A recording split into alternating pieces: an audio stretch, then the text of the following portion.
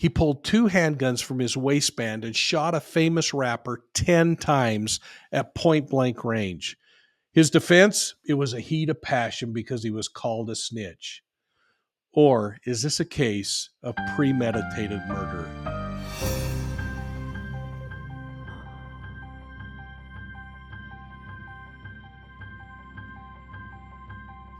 Hey everybody, it's Mike from Profiling Evil, and thanks for joining us today.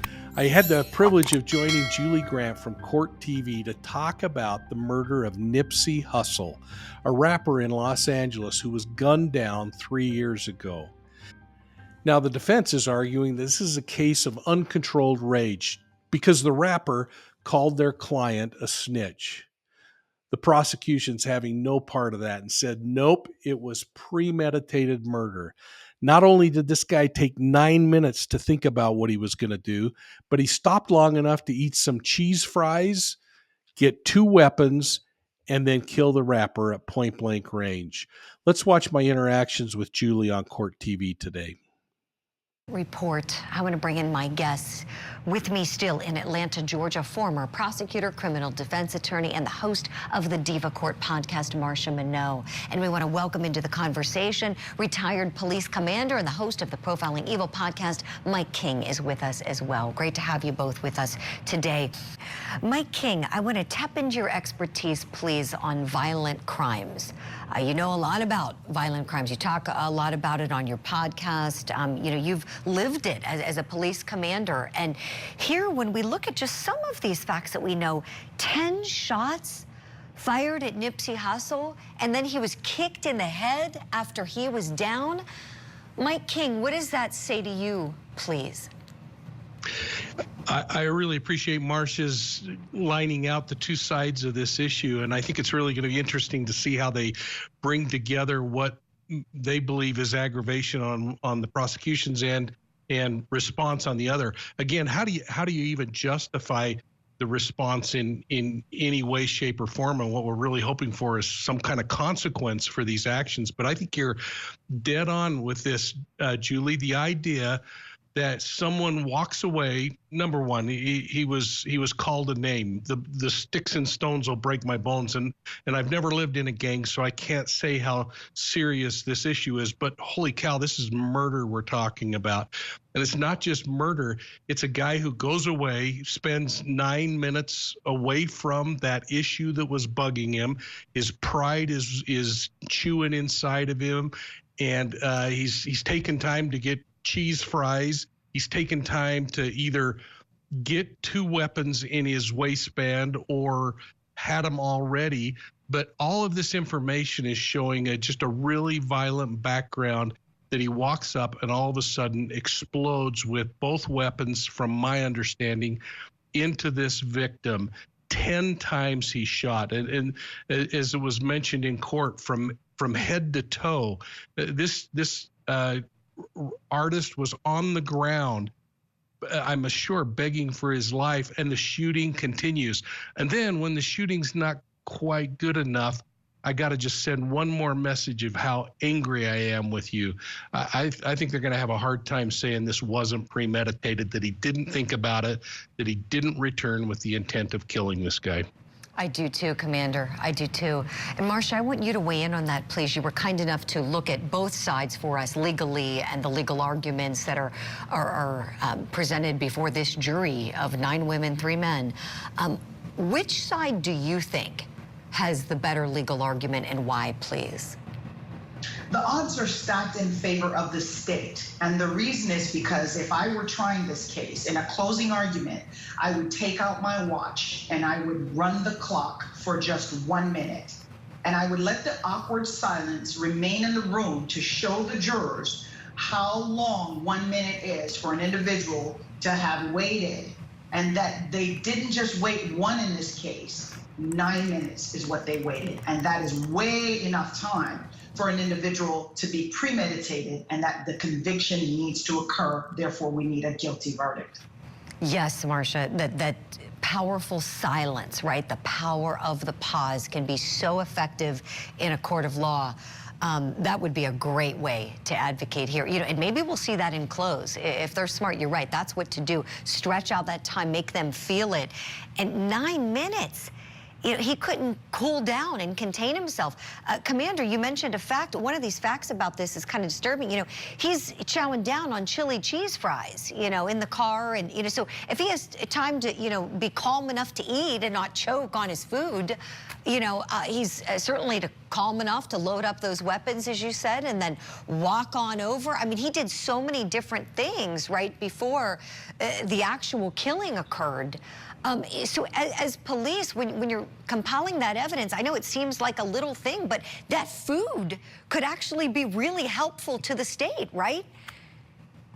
Absolutely. You know, we look at these cases and we want the prosecution to present the traditional forms of evidence. We want to see that physical and forensic evidence that puts these two people in this place and time.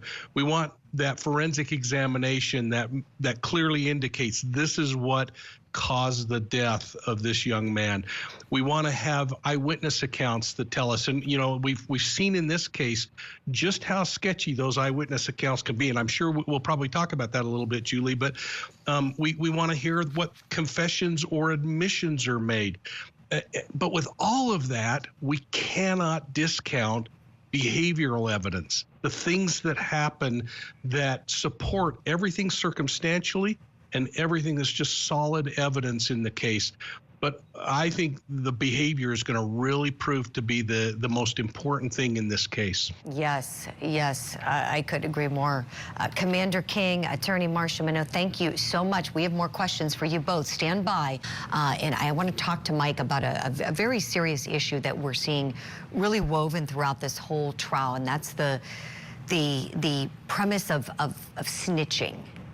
And I want to just kind of start with, in law enforcement, you use witnesses or folks with information, and usually there's a kinder term, the CI, standing for confidential informant, right, Mike? And Commander, tell us, I mean, they can be very helpful to those of you who serve in law enforcement, right?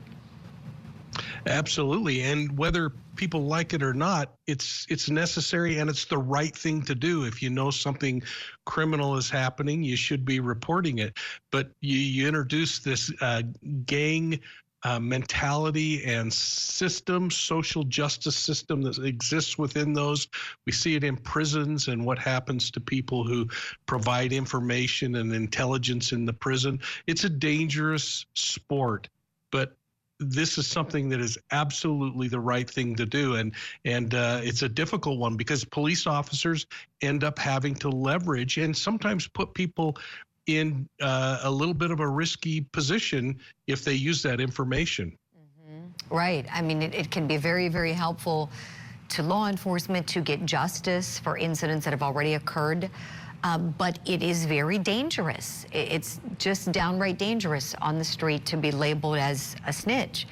And here, I want to play a couple clips from a couple people with connection to this case. The first clip we're going to hear from a woman who apparently witnessed some of the conversation between Nipsey Hussle and Eric Holder before the shooting. And then the second clip from one of the other people who was shot. We know it wasn't just Nipsey Hussle who was shot that day. He was tragically killed, but there were two others shot who survived. One of those men is paralyzed, but does not want any parts of this case because presumably he's terrified about giving that information in a court of law and what could happen next. Let's take a look at those clips together now, please, Commander. She walks right up to the group, and she notes that there's a conversation going on. And she doesn't know how it started. She's not even sure what was being said, but she heard Mr. Holder using the word snitch for Mr. Askadal, saying something to the effect of, did you snitch or did you ever snitch? Something like that. She's really unclear on what was being said or what context it was in, but she hears the word snitch. He's gonna come to court, but he may not be very cooperative when he comes to court. And that might be true of some of the other witnesses too. Because of the nature of this case, the fact that it is a rolling 60s case, I'll call it. You have 2 rolling 60s gang members involved in a neighborhood where you're not supposed to talk to the police, even if you're the victim of a crime. Yeah, it's understandable. Commander, how many times have you had the situation where somebody shot, survives the shooting, and you're saying, who shot you? Tell me who, and they will not say. Oh, it is so frustrating. And I even, listening to this, I'm getting frustrated. I'm having flashbacks to walking into the El Borracho bar and after a huge shooting and multiple people shot, and wondering how could everybody in this bar happen to be in the bathroom at the time the shooting occurred, because nobody was willing to talk. And this same thing is happening to street cops who are having to try to interview witnesses or trying to understand what's going on. And people, because of that street code, are refusing to talk. People that are paralyzed, refusing to talk. People whose lives have been changed, refusing to talk because of either that street code or absolute fear about what might happen to them or their loved ones. And how does this happen that people can establish that kind of control over others where they will walk away from it rather than tell the truth? Right, Commander. That's really, really the scary part about it. Like, to think that the alternative is worse. Like, they're willing to give up justice, give up, what comes with justice oftentimes, is restitution. If someone's shot, they have tons of medical bills from their hospital treatment and doctor visits or whatever happens after the fact. And, and that can be something that's ordered by a court, and victims can get money put back in their pocket for, the difficulties they've suffered because of the crime. And oftentimes it's just not worth it to me, not worth it to me. People will say, I'm not gonna say who did what for fear of what could happen that would be far worse, literally worrying about their lives. So really intense stuff, and the fact that so much of this trial centers around it, actually I think this is I want to thank Julie Grant and Court TV for the chance to weigh in on this case. This one's really interesting. This rapper, he died the same day that Kobe Bryant died. And so we lost a little bit of attention on this particular case, but we're sure getting it now. It's going to be interesting to see how the jury rules on this particular case. And I hope you'll tune into Court TV and catch the entire interview, or follow up with other interviews that come out on this case as this thing unwinds. We're going to probably have an answer on this case of whether he's guilty or not guilty of premeditated murder by next week. Thanks for supporting Profiling Evil. And please take a moment, hit that like and subscribe button, and consider our channel memberships. And from all of us at Profiling Evil, thanks for your support. We'll see you soon at the next crime scene.